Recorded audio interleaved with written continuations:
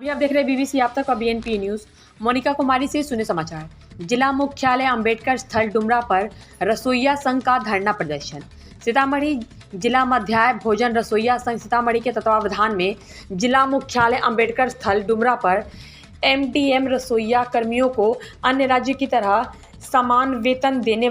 सभी कर्मियों को बीईपी तथा जीविका की तर्ज पर सुविधा देने, बहाल नए रसोइये का वेतन देने, बकाया वेतन का भुगतान करने, मृत रसोइये के आश्रितों को कैंप लगाकर 4 लाख राशि का चेक तथा अनुकंपा का लाभ देने, आकस्मिक विशेष मातृत्व अर्जित अवकाश देने, जिले में स्थापित अकाउंटेंट शंभू कुमार को हटाने, चतुर्थ वर्गीय सरकारी घोषित करने सहित 21 सूत्री मांगों के समर्थन में एक दिवसीय धरने एवं प्रदर्शन जिलाध्यक्ष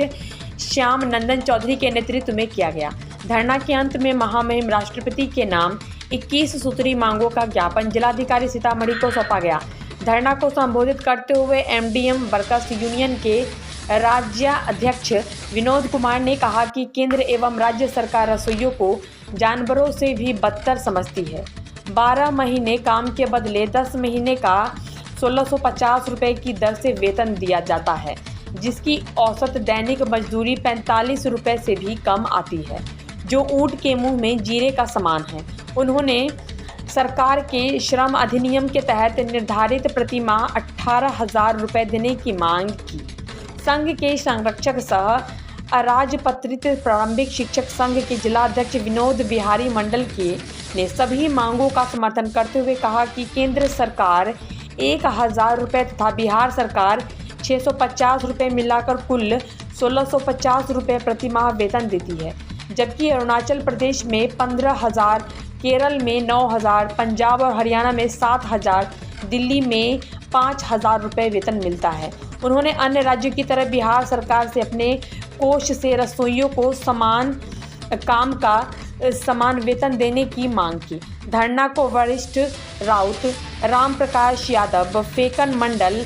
संयोजक आर्थिक आज़ादी आंदोलन देवेंद्र प्रसाद यादव, सीपीआई रामपुकार महतो, नवल मंडल, नागेश्वर राय, प्रमिला देवी, राजकिशोर महतो, बेबी देवी, पार्वती देवी, किरण देवी, शैल देवी, मनोज राउत, उमेश राउत, कृष्ण नंदन प्रसाद, वीरेंद्र शाह, प्रमोद प्रसाद, मीरा देवी, सहाना खातून, रेणु देवी, मिथिलेश राय, बिकन मांझी, राम इकबाल कापर, सुनील राय, मुबारक हुसैन, जयमंगल सहनी, नागेंद्र राय, रामकृत राउत, मीरा देवी, रेणु देवी, रेखा देवी, शहनाज खातून,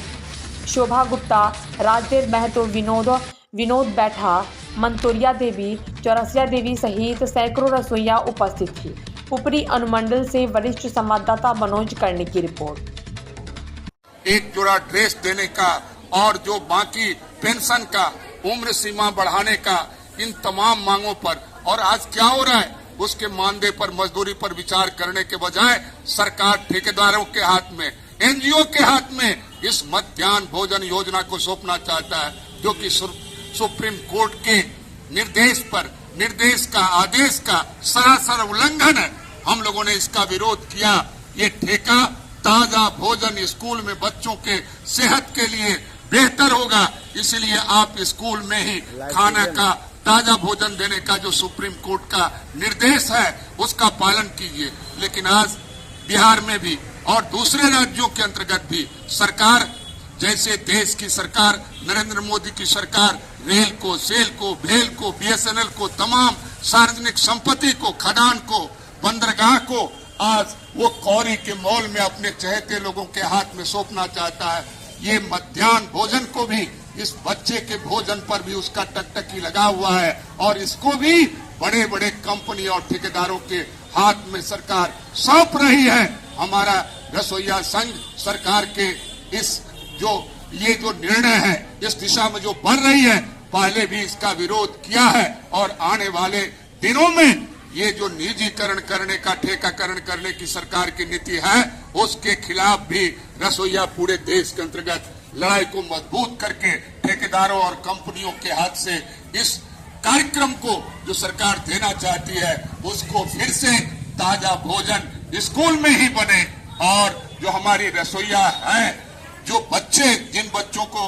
वो खिलाने का काम कर रही है, आज देश के अंतर्गत भूखमरी के सूचकांक में हमारा हिंदुस्तान पूरे दुनिया के अंतर्गत अव्वल दर्जे में है। 116 देश में इसका 103 नंबर पर है। इसलिए आज जो बच्चे कुपोषण के शिकार हो रहे हैं, न केवल मध्याह्न भोजन बल्कि उनके नाश्ता का भी इंतजाम हो और पौष्टिक आहार दिया जाए और उसके आवंटन को बढ़ाया जाए। तो सरकार का जो दायित्व था इसको बढ़ाने का, इस योजना का विस्तार करने का, इस योजना को खत्म करने की दिशा में जो बढ़ रही है, हमारा यूनियन रसोइया संघ इस सरकार के इस विरोधी जो कुपोषण से पीड़ित बच्चे हैं उसके साथ भी जो सरकार धोखा कर रही है, हमारा यूनियन अभिभावकों को भी साथ में लेकर के समाज के लोगों को भी इन मांगों को लेकर के आने वाले दिनों में एक बड़ा संघर्ष करेगी।